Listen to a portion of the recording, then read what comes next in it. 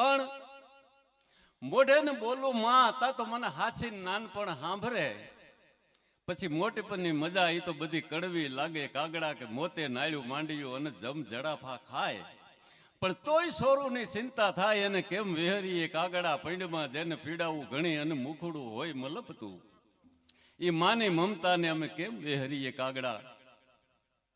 હોનારત થયું, કસ્મા અધિકારીઓ બધા સર્વે કરવા ગયા.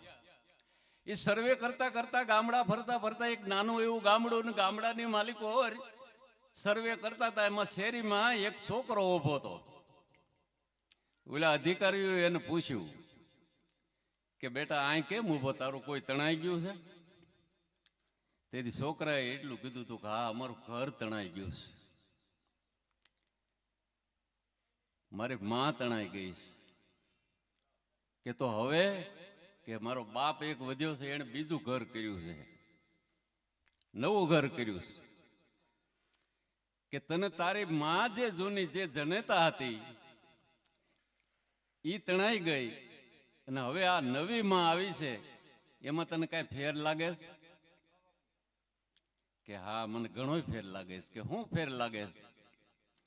કે મારી માં જે જનેતા હતી ને એ ખોટા બોલી હતી, ના નવી માં જે આવી છે ને એ હાચા બોલીશ. કે કેમ?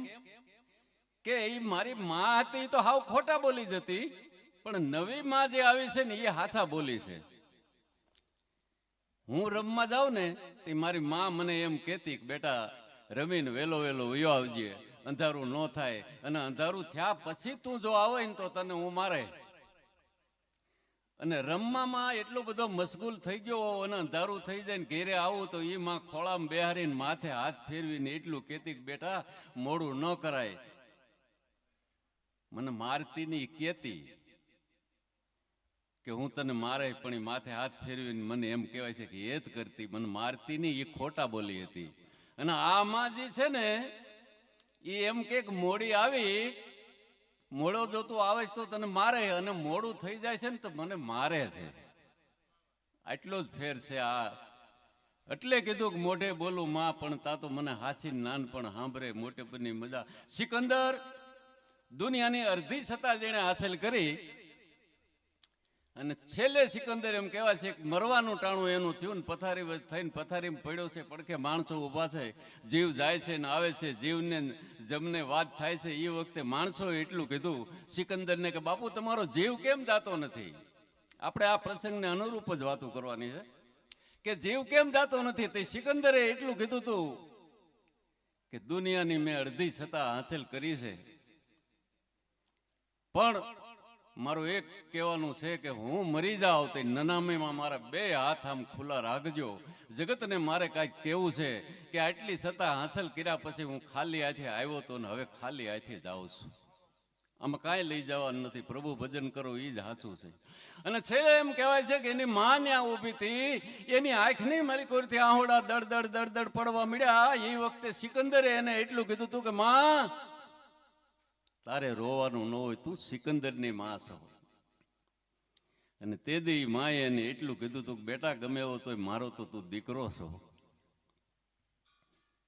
અને છતાં એ માં સાની ન રહે, તો સિકંદરે એને એટલું કીધું હતું કે તો સાંભળી લે માં, તને હું યાદ આવું મરી ગયા પછી તો મારા કબ્રસ્તાનની માલિકો આવીને મને હાથ કરજે કે બેટા સિકંદર, અને હું તને જવાબ દઈ જા, આ મારી ગેરંટી છે.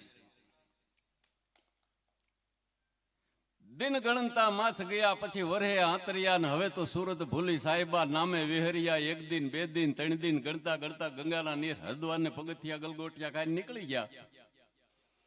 એમાં એક દી સિકંદર મરી ગયા પછી ઘણો સમય વયો ગયો, અને એ માને એક દિવસ એમ કહેવાય છે કે સિકંદર યાદ આવ્યો, એનો દીકરો આંખમાં બે આહુડા પડી ગયા. અને એમ કહેવાય એને કીધું તું મને સિકંદરે હું જાઉં, અને એ માં ધીમા ધીમા ડગલા દેતી દેતી કબ્રસ્તાનને માલિકો ગઈ, અને ન્યા જઈને હાથ કર્યો કે બેટા સિકંદર. કબ્રસ્તાનની માલિકો હજાર હજાર હાથ આવ્યા, હું છે માં, હું છે માં, હું છે. તેથી માએ એટલું કીધું તું બેટા હું તને ઓળખી નથી શકતી, મારો દીકરો આમાં કોણ છે? હું સિકંદર તને ઓળખી નથી શકતી. તેથી સિકંદરે એટલું કીધું તું કે આય વ્યાય માં, અને એની ખબર પાસે આવીને માં ઉભી રહેતી. સિકંદરે એટલું કીધું તું કે માં મને એમ કે દુનિયામાં હું સિકંદર સૌ, પણ આ કબ્રસ્તાનની માલિકો આવી ગયા કડે મને ખ્યાલ આવ્યો કે 1000 સિકંદર મારી જેવા આ કબ્રસ્તાનમાં પોટી ગયા છે. આપણું શું આવે ભલામણ? અને ધર્મ થોડા જુદા છે. ધર્મ તો એક છે, રામ કયો તો ઈ છે, રહીમ કયો તો ઈ છે, માતાજી કયો તો ઈ છે, હનુમાનજી કયો તો ઈ. ધર્મ જુદા નથી, ધર્મ તો એક જ છે. આપણે વિભાગ પડ્યા છે. નાનકડો દાખલો દઈ દઉં કાલિકા ફકીરનો. કાલિકા ફકીરે 70 વર્ષ લગી ખુદાની બંદગી કરી, પણ 70 વર્ષ લગીમાં કોઈ દી એને રામ કે રહીમ જુદા છે એવો વિચાર નહોતો આવ્યો. એ 70 વર્ષે કાલિકા ફકીરને એક દી એમ થયું કે હવે મારે જગન્નાથજીના દર્શને જવું છે. તમે વિચાર કરી લ્યો કે આપણે કૃષ્ણની કે રામની ભોળાનાથની બંદગી કરી હોય 80 વર્ષ લગીને, પછી તમે આમાં કોઈ એમ કીધું કે મારે મક્કા મદીના હજ પઢવા જવું છે? એ આપણી તાકાત નથી. કાલિકા ફકીર એમ કે ખુદાની બંદગી કર્યા પછી કે હવે જગન્નાથજીના દર્શને જવું. જીતુભાઈ,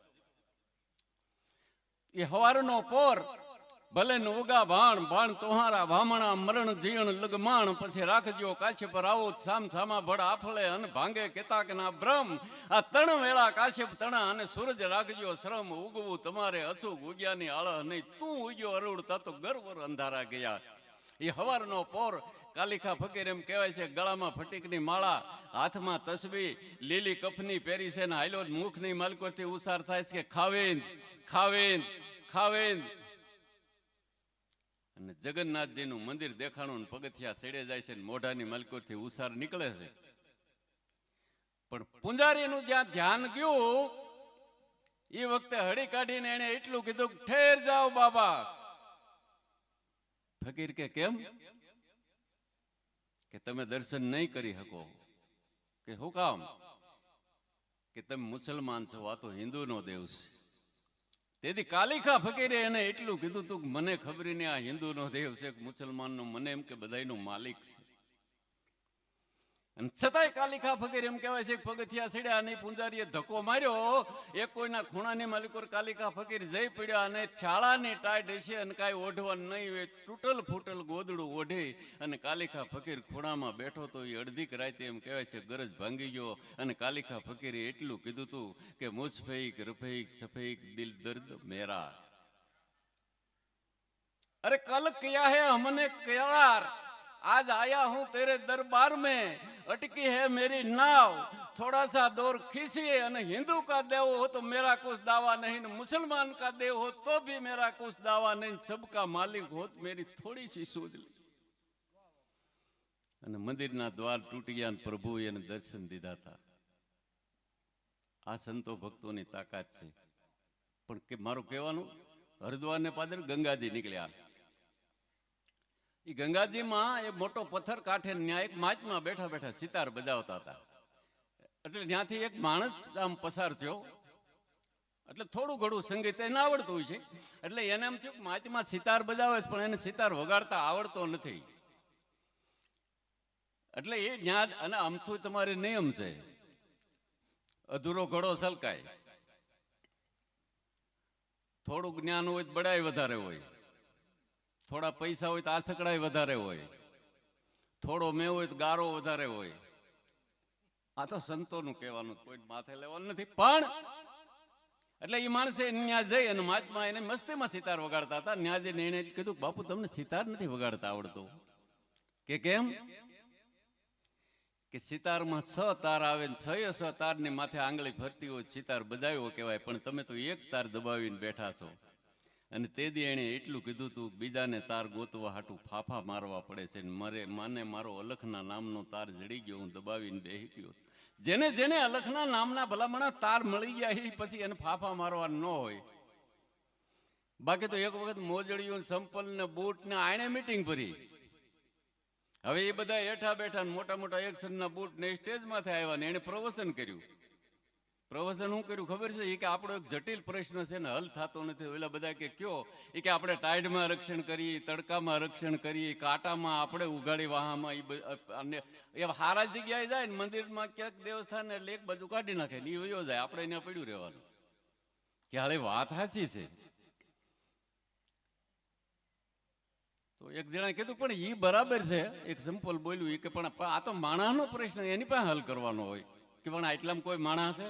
એટલે આમ જોયું તો એક આગું મંદિર ને ત્યાં પૂંજારી આરતી ટાણું કે ત્યાં જઈએ એટલે આ બધા બૂટ ને સંપલ મોદડીયું ગયા ત્યાં હળહળાટ બોલતા ત્યાં ઉભા રહ્યા. એટલે પૂંજારી આરતી ટાણું ને આરતી પેટાવેલી કે આવો તો કે આ કેમ આવ્યા તો કે મારો પ્રશ્ન પૂંજારીને કે હલ કરવાનો છે. કે બોલો શું છે?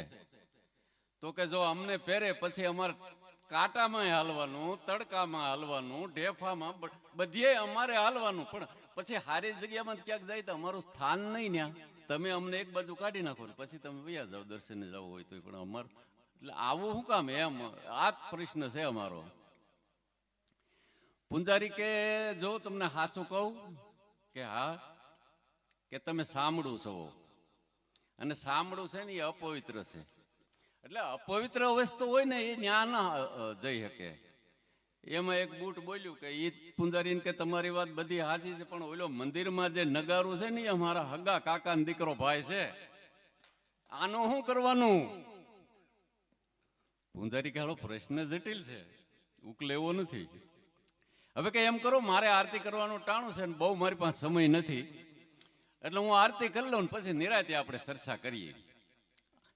હવે અહીંયા આરતી ચાલુ થઈ, ઓલા બાર ઉભા ઉભા જોવે છે કે મંદિરમાં શું થાય છે. એ ઉઘાડાઓ નગારાનો વાહો ને એમાં બે જણા બટુકભાઈ જેવા સોટી ગયા દાંડિયું લઈને અને ઉભા વાહાની મલકુર મળ્યા મારવાનું નગારાની આખું તમને કોઈ ધ્રુજવા મળ્યું ને ઓલા ત્યાંથી જોવા મળ્યા, પણ તા તો એના ગાઢ તૂટી ગયા. પૂંજા બુંજા કરીને પછી પૂંજારી બેઠા ને પછી કીધું બોલો હવે શું કહેવાનું કે હવે અમારું કઈ કહેવાનું નથી. એ કે કાં તમે કહેતા હતા ને આ પ્રશ્ન કે ના હવે અમારો પ્રશ્ન કઈ છે જ નહીં. કે કેમ? કે ઓલાને મંદિરમાં ટીપતા જોયો એ કરતા તમારા ઢવડા બહુ સારા છે. તે આમાં તો ટીપાણા હી પૂંજાણા છે બાપ, બાકી તો બધા આપણે ઢવડા છે. જુનાગઢ નું એમ કહેવાય છે કે નરસિંહ ટીપાણો, મેવાડ ને મીરા ટીપાણી અને બિલખાનો સેલિયો ટીપાણો, એ ટીપાણા હી પૂંજાણા છે. આપણે તો ઢવડા જ છે. પણ નાનકડી હવે એક બહુ સમય નહીં લઉં વાત કરી દઉં આ ભોળાનાથની, કારણ કે આ જે બેઠા છે એનો ઈષ્ટદેવ છે એટલે એને વિશે થોડીક બે શબ્દ મારે કહેવાના છે. કે દર જાતા પછી ધર્મ પલટતા અને સ્ત્રીયા પલટતે તાવ, ઓ તો તીનહી ટાણા મરણના એમાં કોણ રંક ને કોણ રાવ. એક તો ધરતી જાતી હોય પર ભોમના દુશ્મન આપણી ભૂમિકા માથે ધીમા ધીમા જે પગલા દબાવ્યા આવતા હોય એ વખતે ધર જાતા પછી ધર્મ પલટતા ધર્મનું ખંડન મંડન થતું હોય, સંસ્કૃતિના ટુકડા થતા હોય એક એ વખતે ધર જાતા ધર્મ પલટતા અને સ્ત્રીયા પલટતે તાવ, કોક બેન દીકરીની ઇજ્જત દાતી હોય ઈ ટાણે આ તીનહી પ્રસંગ મરણના પછી એમાં કોણ રંક ને કોણ રાવ, કોઈનો ઓલાનો અધિકાર છે એવું ન હોય. હરિયલ ઘીરે ન હોય ને જો કુંજરડા ફળિયામાં ફરે તો વયની વાટ ન હોય. ઓલા પછી કેહર બસાને કાગડા ઘર લૂંટે અબળા હરે અને પછી તાણે નહીં તલવાર અને જ્ઞાન તણી વાતું કરે ઈ પણ એક ગમાર. સોમનાથ લૂંટાય છે, સોમનાથ લૂંટાય છે, સોમનાથ લૂંટાય છે એવો સંદેશો જે વેતો થયો કાગળ લેને કાછિયા ત્યાં તો ઉપડિયા અણવાર, પછી હલબલ પૃથ્વી હલબલી અને ભોરિંગ જિલ્લેની ભાર. એ ગામડે ગામડે સંદેશો વેતો થયો સોમનાથ લૂંટાય, સોમનાથ લૂંટાય, સોમનાથ લૂંટાય છે. અને તેથી એમ કહેવાય છે તમામ હથિયાર બાંધી જાણનારા હતા એ હથિયાર લઈ લઈને સોમનાથને માર્ગે વંટોળા ચડ્યા. કવિ કેસ કે રૂપક કેવું લાગતું હતું કે આકાશની માલકુર ગાની ખરી જેવડી વાદળી થઈ હોય અને થાતા થાતા થાતા આખું આભા મંડળ વાદળાથી મળ્યું હોય, હાકડા પડવા, વીજળી વેલા થવા મળી હોય, ઇન્દ્ર મહારાજ મ્યાનનો ઘા કરીને સૂટી શમશેરે જેમ વીજતું હોય ને વીજળી વિંધ્યાચલ પહાડના ખોપરા સીરી નાખવા સમર્થન થયું હોય અને જે આભા મંડળમાં હકડાઈશ પડવા મળે એમ આજ સોમનાથના કેડા હાકડા મળ્યાતા પડવા. આ સંદેશો થાતા થાતા અમરેલી અને અમરેલી પાસે લાઠી અને લાઠીના હમીરસિંહ ગોહિલને કાને જ્યાં પીડ્યો પણ તા તો અંગ રૂવા અવળા થયા અને પછી વાપીનું બ્રહ્મણ જાળ આજ વેરીને થરું વિદરવા તું ધરખ્યો ને રાણ પ્રતાપ. પગથી માથેથી બ્રહ્મણ જાળ લાગી ગઈ, ભરકુટી ઠરડાઈને ભેળી થઈ ગઈ, હાહાના કાળજાના ખોબો ખોબો લોહી આંખની મલકો રાંજી દીધા હોય, શનિશ્વર લાલ જાગરા લઈને બેહી ગયો હોય. કોણ હાજર છે કે એક કરતા એકવી છે ને તૈયાર કરો. ત્રણેય ઘોડે એમ કહેવાય છે કે અમીરસિંહ ગોહિલ સોમનાથની સખાતે સડ્યા, હાંધા રોડ ગયા પાંજરા વાળા હાંકળ લેતી વાઘ છૂટા બોલી ગામડામાં બાંગ થયા હાકા બાકા છૂટાસી જમજાળા જાળા ફાળા તેગવાળા પલ્લે કાળા વેર જાગ્યા પાંડવાળા રીંગ્યા ગાળા પાખરે કડી ખડંકી જડંકી સોરા કરે માર માર હનુમંત હાયલા લંકા ઢાળા ધોમવાને ગાળા વાળા ત્રોડિયા વિશે ધોળે દિયા લૂંટવાને ગામડામાં પડે ધાડા મારી ધમરોળી વાળા કર્યા એકમેક હાલે ની સાગરે બેડા બેડી કંઈક થયા ઉજળ કેડા કેડી વાટ ઘાટ સીધા પડી ગયા સુન લોઢ સોગ સામગ સાગરારા ઉમટ્યા પૃથ્વી માથે હલબલી ધરતીની પીઠ માનવીના હોળે હોળા ટોળે ટોળા હુકેલા બેતાબ ભબક્યા ભેરવા કાળા ગળવા માછલોળા રતિયા જંજળો વાળા ઘણે દિયા દીઠા જાણે તોપુ વાળા જોગ પટા ઝાટકી કોક દીક વેર કરવા પડે નાળ્યું ગોળા તણો પાર ના આવે જે સમય થાય ધીગાણું તે સમય થાય રજપૂત મેદાન આવે કેસરી સિંહ અને રજપૂત કોઈ દી મુખતી કે ન હારે કે ન પાછા પગલા ભરે મરે અને કા પછી વેદનાના બાણ મારે ભંગાતા ગામડા ગોર દાડા સડે જડ થકી કોઈનો માલ જાવે મસે ગમછાણ ન છવા ફળે ન લોયો પુરુષ કોઈ દી ઘેર ન આવે આ સમય કાળ